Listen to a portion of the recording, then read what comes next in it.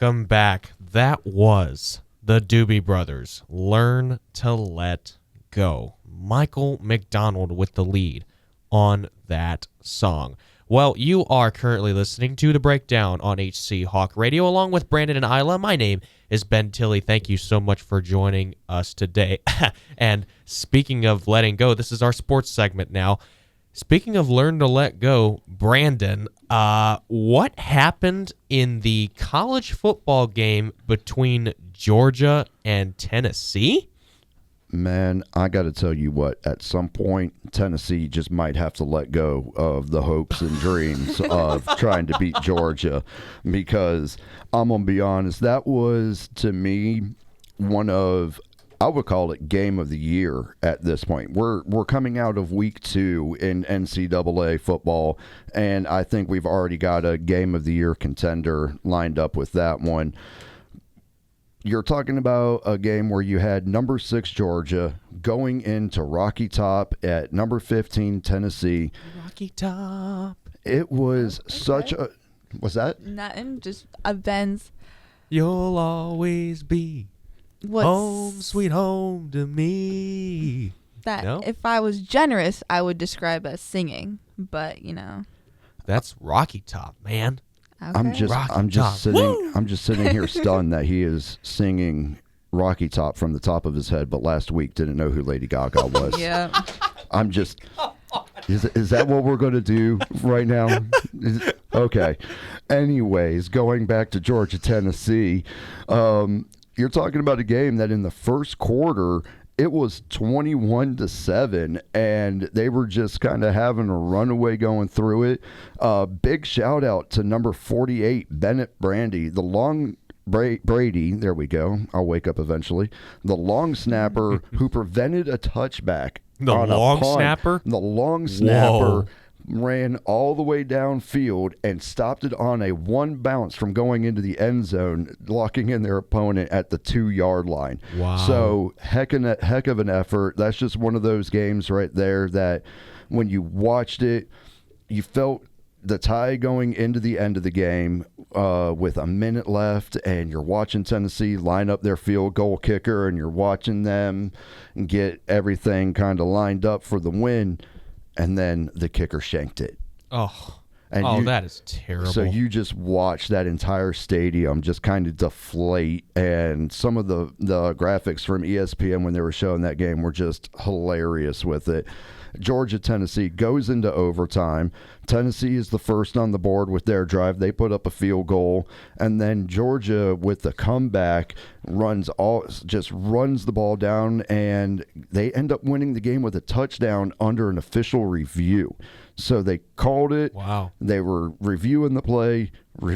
Result of the play is a touchdown. Georgia wins and goes home. ESPN is already putting on their instant classic roster. Wow. Yeah, that was a crazy game. For sure. Wow.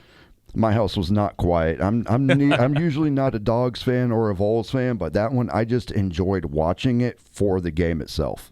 Well, speaking of kicking, I mean, we're going to talk first, we're going to get to NFL in a minute, but the short leash on kickers right now in the National Football League is insane. Like, we have had, I think, I don't really know the exact number, but we've had at least one, maybe at least 2 starting kickers lose their job after week 1 of the season because they did not make one kick that cost them the game or had a big impact in the game. We're going to continue it here with college football. We're going to go with LSU and Florida. LSU beating Florida. I'm sorry, Brandon. 20-10. I'm very sorry. But the main thing is about that wasn't even the game itself. I mean, yeah, that Florida did not play well. But at the end of the game, LSU's head coach, Brian Kelly, was very heated in the post-game interview. Mind you, after a win, right? After a win, he was extremely heated with the reporters' questions. And, it's just one of those games that they thought they were going to win pretty substantially.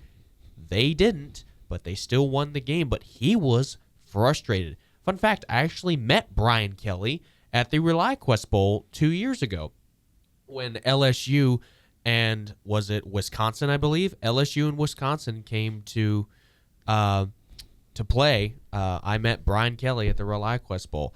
A really nice guy, and he's a good head coach too. We're going to go ahead and then again, USF. I mean, they faced Miami, number 5 ranked team. They lost 49-12. The fame isn't gone. What they did the previous 2 weeks will not go unnoticed. Miami, again, ranked number 5 or number 4. You know, they just trampled them. And listen, that rain delay that they had in that game, I don't know how long it lasted. It lasted a long time. That did not help them at all. We'll go around town here a little bit. The Tampa Bay Rays lost to Toronto yesterday, 2-1. Their playoff hopes are not looking good. They're going to need a miracle. They're 2-8 over their last 10 games, roughly around 8.5 games back of a wild card spot. Again, they are going to need a miracle. USL Soccer, Tampa Bay Rowdies tied Colorado Springs 3-3 over there. And the Tampa Bay Lightning are coming back into season. They're getting ready to resume playing. September 26th is the first home opener for the preseason. Man, Brandon, I don't know if you know the answer to this question. Is there ever a time where football, hockey, baseball, and USL Soccer are all playing at once?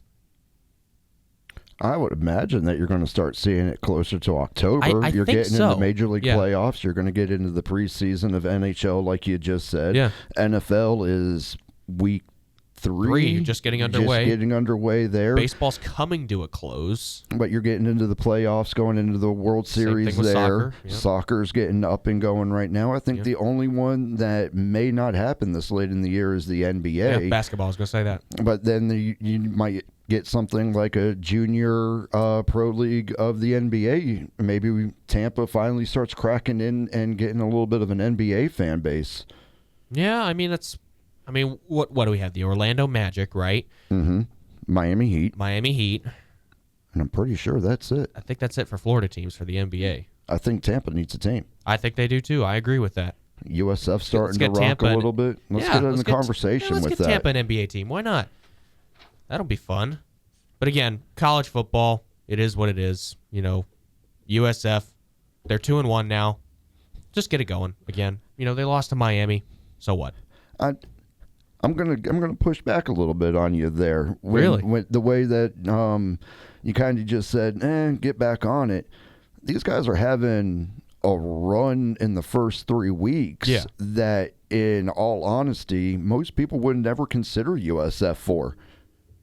I mean, true, yes. I mean, I know a lot of colleges that would love to come out with the first 2 weeks, knock off 2 top 25 teams, and then lose to a top 5 team. You still have a chance to be in the national rankings. Of course. And I don't know what USF's next round looks like, but if it's anything and they look anything like they have the past couple weeks, we're going to go ahead and have a pretty decent season with these guys. So shout out to USF for keeping it going and getting it. We're going to go ahead. We're going to take another music break here.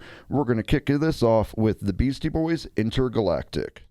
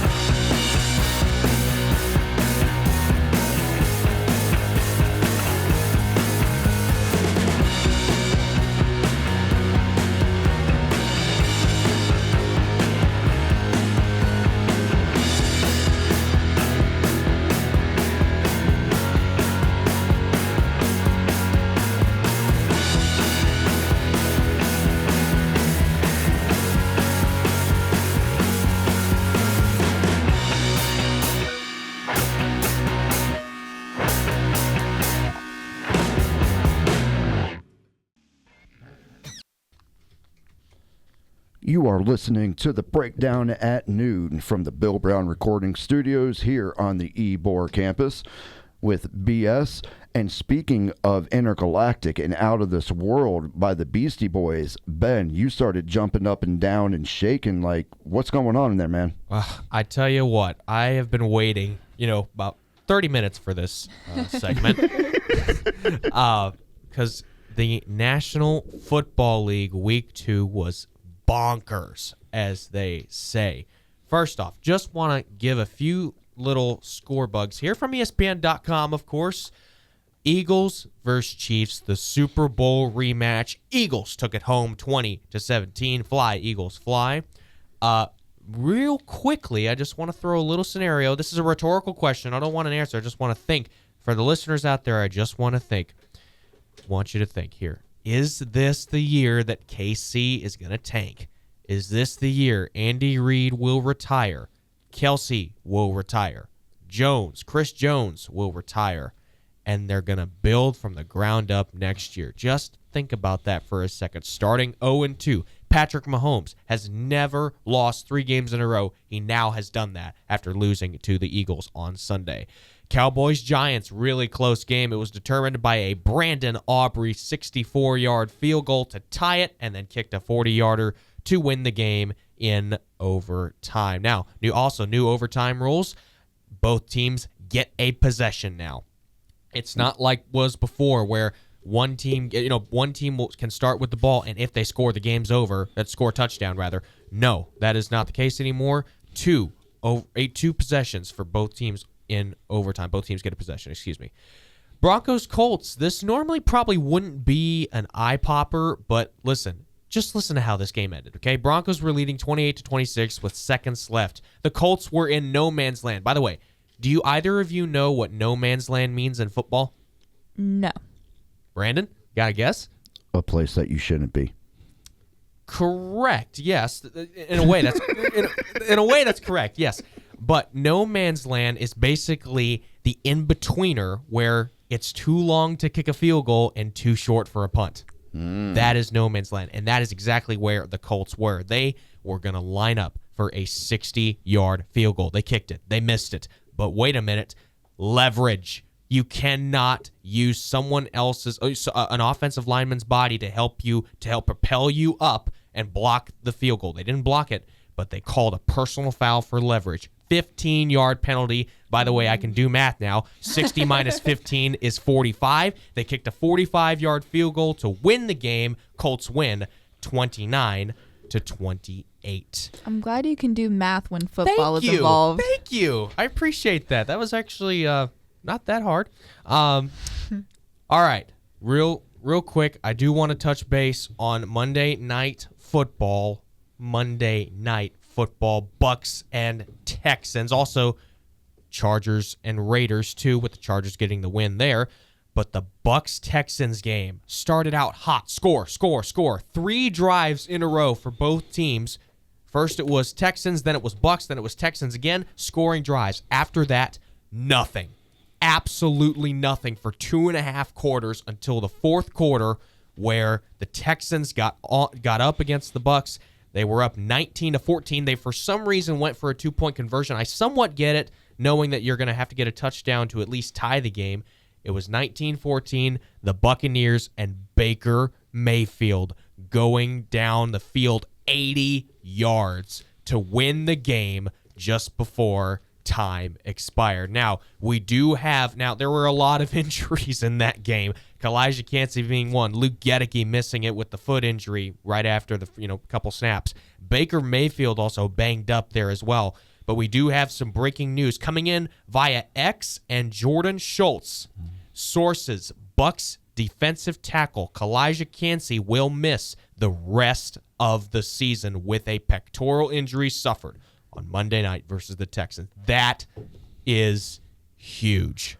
That is going to be a very big loss to the Tampa D loss right there. And horrendous. Well wishes for physical therapy and surgery if needed and everything like that.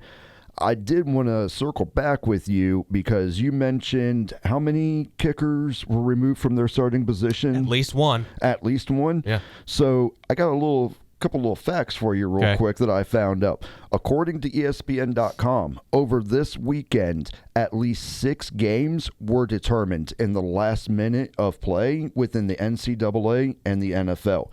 Of those, 3 of those were won by field goal, and the ones that didn't win by field goal, 3 games in the NFL and NCAA went into overtime. Wow. So if at any point there was ever a time when kickers were in the spotlight and the kicker is the guy that you have to have, I would say week 3 has shown us just how invaluable that good kicker is.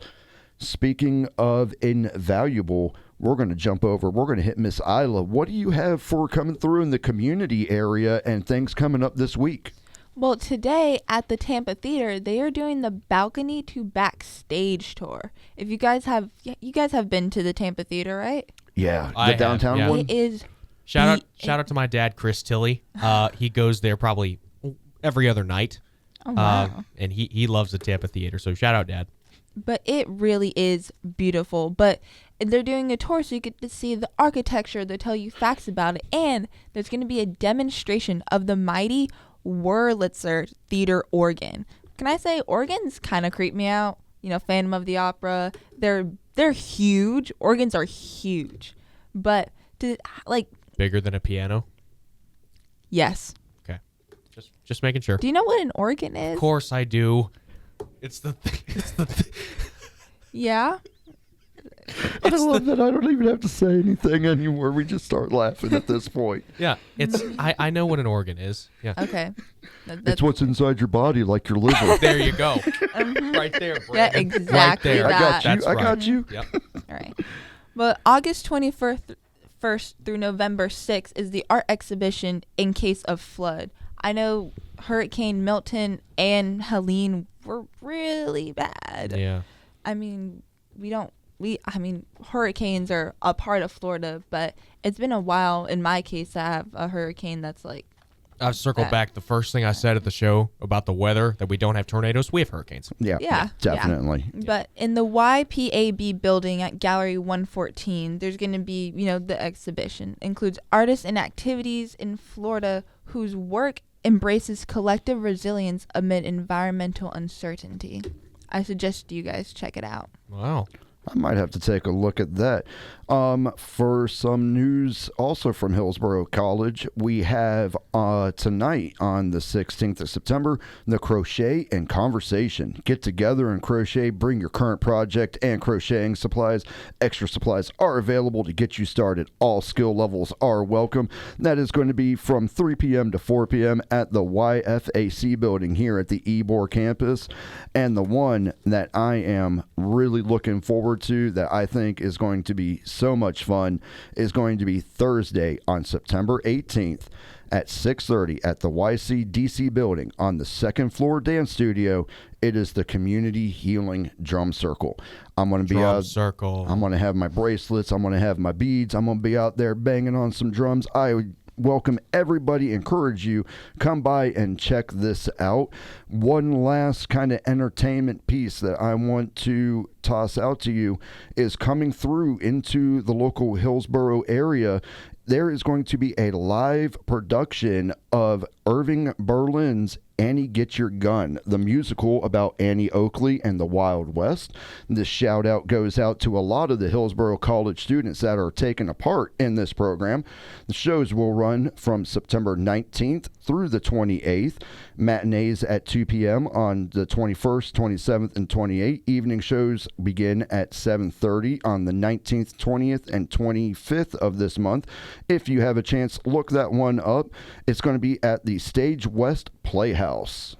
Well, we're unfortunately getting ready to wrap things up here. Wish it could be with you guys forever, but one little final thing about community engagement. The Lady Hawks are home, and their season opener is tomorrow at the Dale Mabry campus. This is volleyball against the Polk State Eagles. The game starts at 6 o'clock. Go out there and support the Lady Hawks. One final thing for sports. Brandon, we didn't do it last week. Who you got really quickly, rapid fire, Thursday Night Football? Bills versus Dolphins in Buffalo. Bills. Falcons Panthers in Carolina. Panthers. Chiefs Giants in New York. Giants. And finally, Bucks Jets home opener in Tampa Bay. Bucks. There you go. And that is how we do it at the Breakdown. Sports, entertainment, music, movies, and a little bit of chaos just to keep you guessing. We had a lot of fun here today. Same time next week, same energy. You don't want to miss it. Until then, stay loud and proud. Be confident. We will see you next week along with BS. Eyla. And myself, Ben Tilley. We will see you next week. And as Live Golf's Christian Crosby would say, peace.